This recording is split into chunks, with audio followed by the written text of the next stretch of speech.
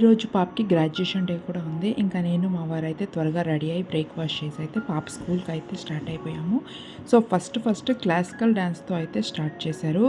ఇంట్లో మేము రెడీ చేసి పంపించాం కాబట్టి ఇంకా మిగతాదన్నీ స్కూల్‌లో మేడమ్సే చూసుకుంటామన్నారు. ఒక్కొక్క క్లాస్‌కి ఒక్కొక్క కాస్ట్యూమ్ క్లాస్‌కి తగ్గట్టు అయితే సెలెక్ట్ చేశారు. గ్రాడ్యుయేషన్ డే అయిన తర్వాత అకాడమిక్ ఇయర్ అంటే ఆ ఇయర్‌లో స్కూల్‌లో జరిగిన యాక్టివిటీస్ అన్నీ కూడాను ఆడిటోరియంలో అయితే చూపించారు. మనం చదువుకునే టైంలో ఇలాంటి గ్రాడ్యుయేషన్ డేలని, ఇలాంటి యాక్టివిటీస్ అసలు ఉండేవి కాదు. పాప గ్రాడ్యుయేషన్ సెరమనీ జరిగేటప్పుడు కంట్లో నీళ్ళు కూడా తిరిగాయి.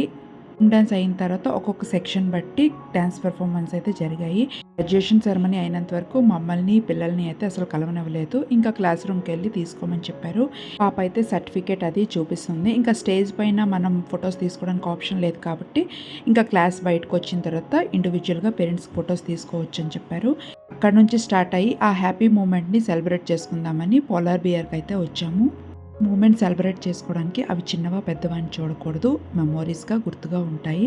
తనైతే సూపర్ ఎక్సైట్ అయింది. ఇంకా మా ఇద్దరి కోసం ఐస్ క్రీమ్ సండే అయితే ఆర్డర్ పెట్టాము. స్కూల్‌లో స్టార్ట్ అయ్యేసరికి చాలా లేట్ అయింది. ఇంకా ఇంటికెళ్ళి ఏం కుక్ చేస్తావులే అని చెప్పి ఇంకా బయట అయితే లంచ్ చేసేసాము.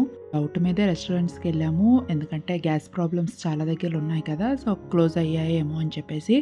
మేము వెళ్ళిన రెస్టారెంట్‌లో అయితే ఆ ప్రాబ్లమ్ అయితే లేదు. హ్యాపీగా లంచ్ అయితే కంప్లీట్ చేసి పోలార్ బియర్‌కి అయితే వచ్చాము. బెంగుళూరులో అయితే సమ్మర్ బాగా తెలుస్తుంది. అందరూ హైడ్రేటెడ్‌గా ఉండండి ఈ summer. Subscribe for more videos. Bye.